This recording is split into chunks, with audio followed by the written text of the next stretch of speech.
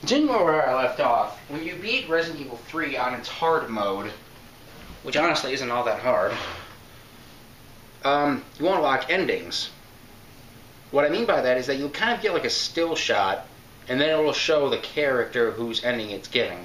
Like the first one you'll get, it will be Jill saying that she's looking for Chris right now, and she knows that he's alive somewhere, and apparently his apartment's trashed and he left his knife behind.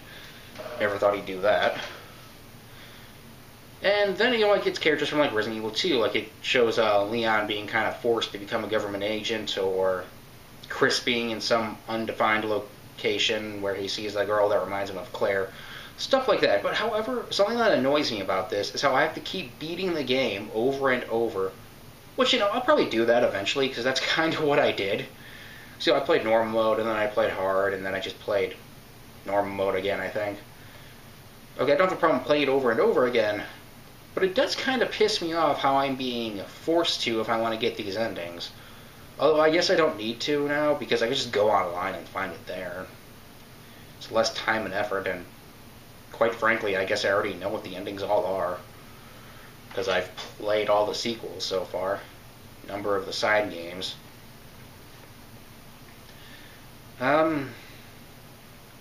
Yeah, that's about all I got. Again, with like some of the other games, you can unlock alternate costumes. That is a possibility. I don't really remember what you have to do. I think you just have to keep beating the game over and over, and depending on what your ranking is, you'll get different costumes. Well, no, you get different number of costumes. Like, if you get, like, a really high rank, you might get, like, maybe 3 or 4 costumes. If you get a low rank, you'll get, like, 1. Yeah, that's all I've got to say about Resident Evil 3. It was the last Resident Evil game to be on the PlayStation 1, and now... damn it.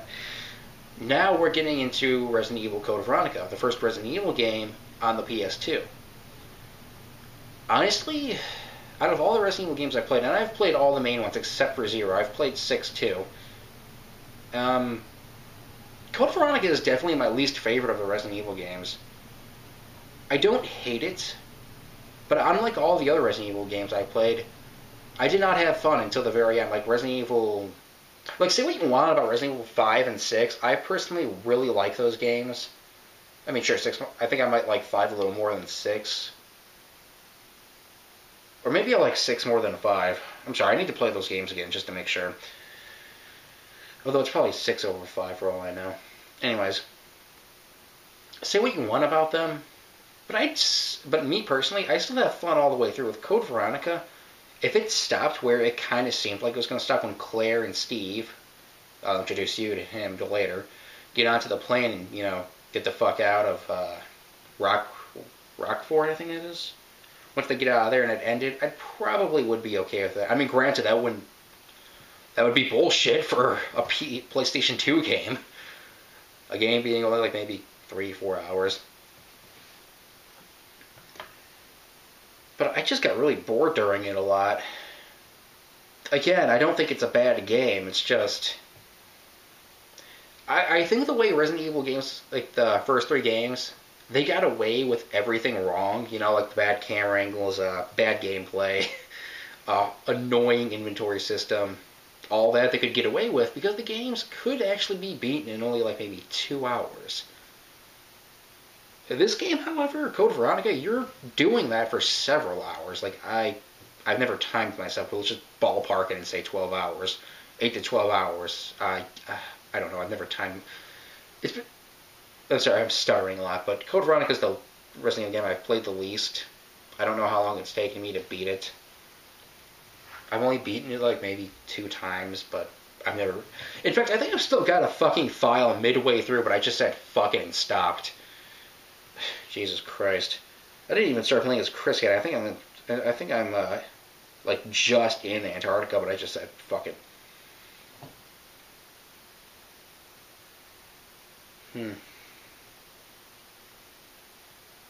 Yeah, the thing is that I think its problem was, and I think I don't think the game did poorly. I do think it did okay, but I think that it didn't do as well as people were hoping. Like people at Capcom, I mean, was because everyone was just tired of the same shit over and over again. And by that I mean like the clunky gameplay and such. Now that I got that out of the way, let's actually talk about the game.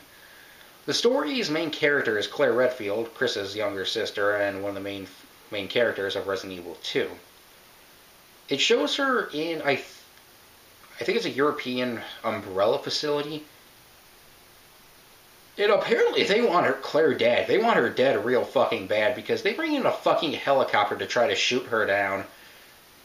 I've kind of got to call bullshit on the opening sequence because of how she's just able to casually kind of outrun a helicopter's Gatling gun.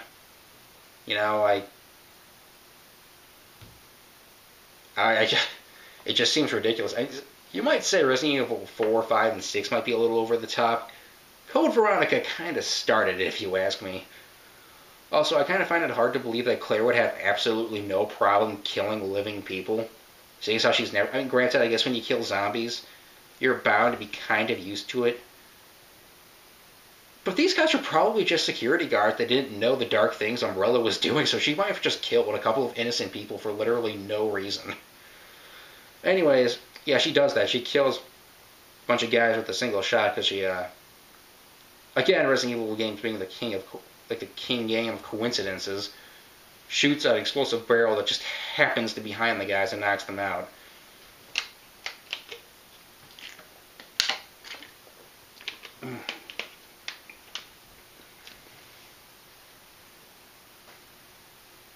I don't remember how, but she gets captured.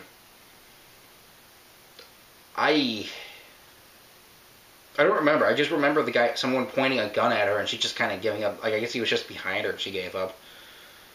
She wakes up on Rockford Island, which she meets, I think his name is Rodriguez, who's her prison guard. Okay, I'm going to make another thing kind of clear.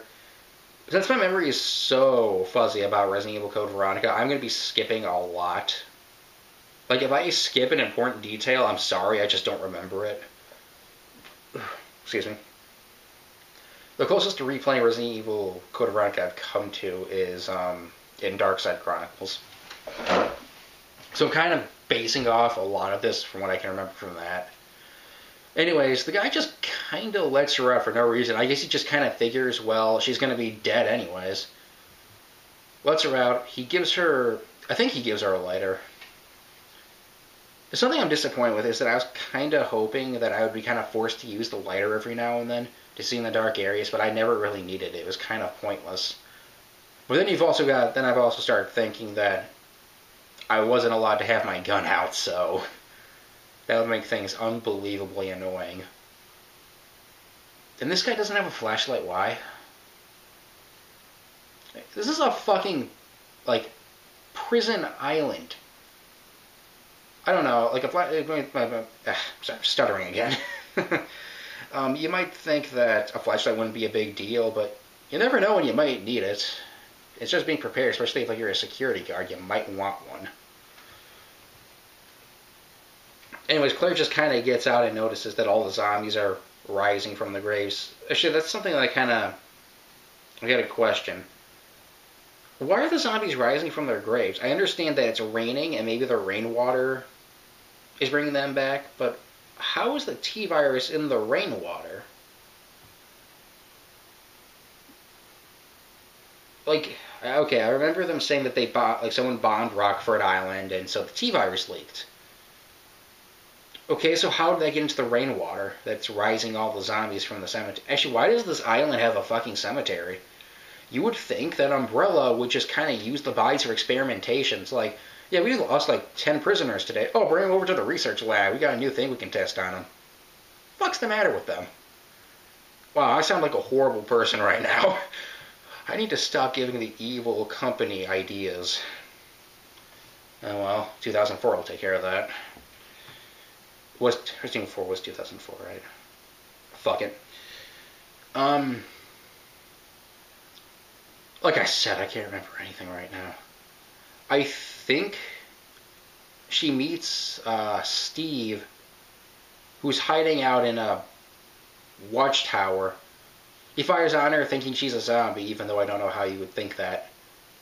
You would think you would kind of confirm that first, instead of just firing fucking wildly.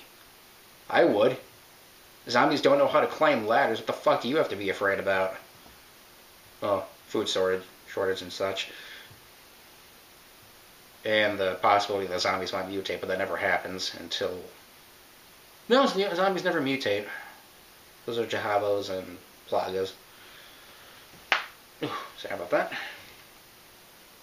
But I need to check the time again. I got my phone on me, but terrible keeping track.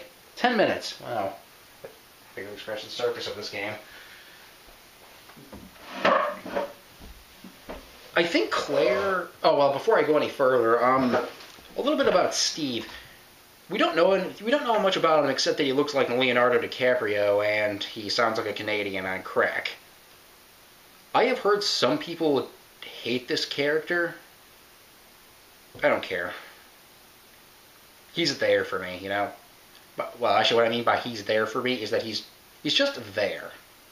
I don't really care about him. You know? It's just... Because I just got the idea that he's going to die, like, in 2 minutes. Like, he's going to come down there and be like, "Hi, my name's Steve," and then a zombie dog's just going to jump on his face and start gnawing it off or something, but that doesn't happen. That's kind of what I thought was probably going to happen, because this is Resident Evil. They usually don't have a character alive for longer than 2 minutes if they're not the main one.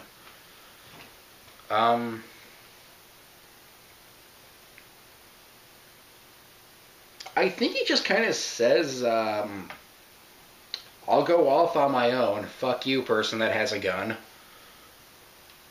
Okay, the guy knows the island, at least a little bit of it, but he's just kind of telling the person that has a gun to piss off. I would stick to her like glue, mainly because I'd probably be a fucking coward.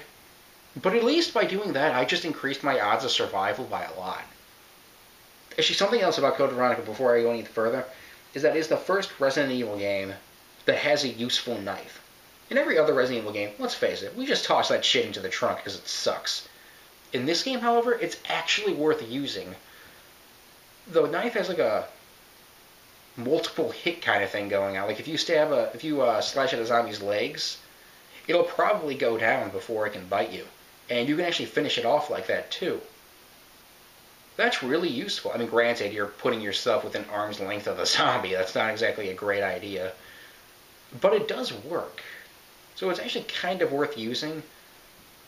Although I guess if I had to say what I actually would prefer you to do, especially if you're new to the series, would be just use your gun. But be smart about it. Don't go firing at every single thing that moves. It's a horrible idea. What do you think this is? Silent Hill?